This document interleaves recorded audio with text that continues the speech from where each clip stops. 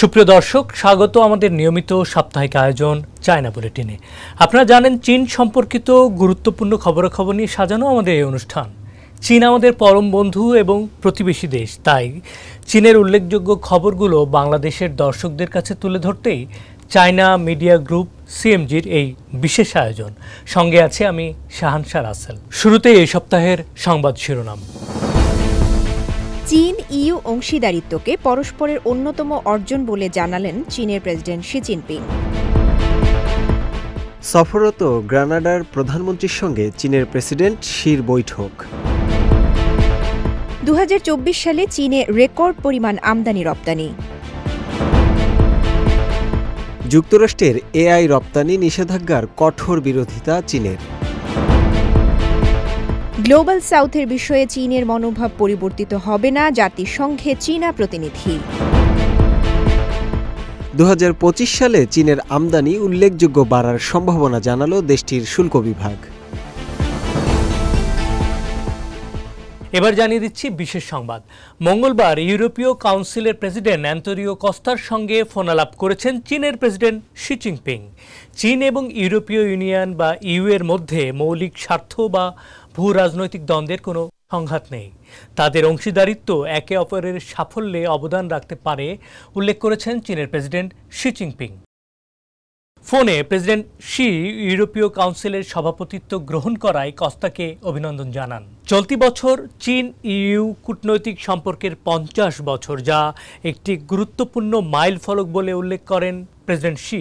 তিনি বলেন, চীন ইইউ সম্পর্কের ইতিহাস বলে, যতক্ষণ পর্যন্ত উভয় পক্ষই পারস্পরিক সম্মান বজায় রাখে, একে অপরকে সম আচরণ করে এবং অকপট সংলাপে নিযুক্ত থাকে, ততক্ষণই তারা সহযোগিতাকে সফলভাবে এগিয়ে নিতে পারে।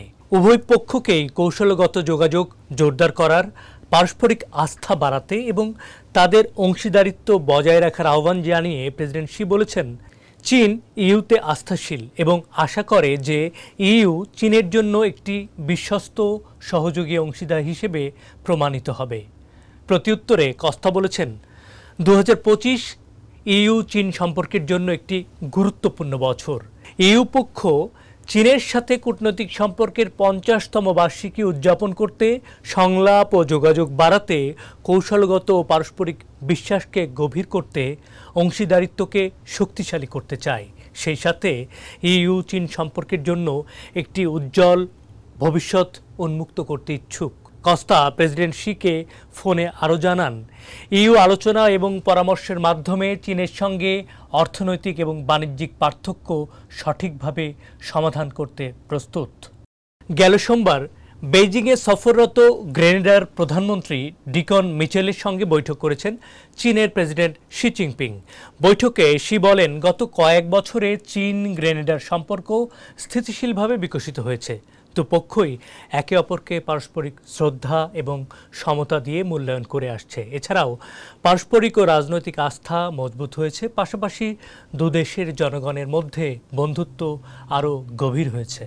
চীন গ্রেনাডার সাথে সহযোগিতা শক্তিশালী করার জন্য প্রস্তুত, যাতে কৌশলগত উন্নয়ন সমন্বয়ে আরও ফলপ্রসূ ফল পাওয়া যায়। চীন গ্রেনাডা সম্পর্ক রক্ষা এবং বিকাশ করা দুদেশের এবং তাদের জনগণের মৌলিক স্বার্থে দরকার বলে জানান তিনি। দুপক্ষকে গত 20 বছরে দ্বিপক্ষীয় সম্পর্কের সফল অভিজ্ঞতা থেকে শিক্ষা নিয়ে এই সম্পর্কের দীর্ঘমেয়াদী এবং উচ্চ স্তরের উন্নয়নের জন্য একটি নতুন রূপরেখা তৈরির আহ্বান জানিয়েছেন চীনের প্রেসিডেন্ট শি জিনপিং। সরকারি রাষ্ট্রীয় সফরে শনিবার চীনের রাজধানী বেইজিংয়ে পৌঁছান গ্রেনাডার প্রধানমন্ত্রী। তিনি চীনের প্রধানমন্ত্রী লি চিয়াংয়ের সঙ্গেও বৈঠক করেন। চীন গ্রেনাডার সম্পর্ক উন্নয়ন, কৌশল এবং সহযোগিতা প্রসার করতে ইচ্ছুক বলে জানান চীনের প্রধানমন্ত্রী। দেশটির অনুকূল নীতির কারণে গত 2024 সালে রপ্তানি উল্লেখযোগ্য হারে বেড়েছে চীনে।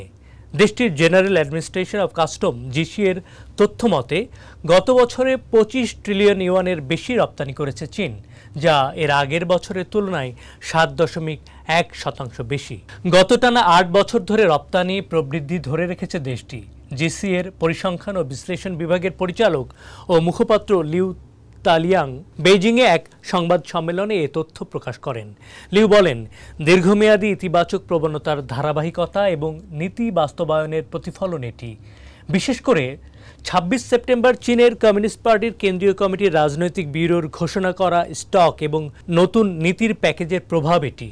সংবাদ সম্মেলনে জিসিএর উপপরিচালক ওয়াং লিংচুং বলেন, চীন সক্রিয়ভাবে আমদানিও বৃদ্ধি করেছে। গত ৭ বছরে চীন বিভিন্ন আন্তর্জাতিক আমদানি মেলা আয়োজন করেছে, উন্মুক্ততার প্রসারে টানা কাজ করে যাচ্ছে, বাজারের প্রবেশাধিকার আরও বাড়াচ্ছে, শুল্ক কমাচ্ছে, সেই সাথে আমদানির পরিমাণে নতুন রেকর্ডে পৌঁছেছে।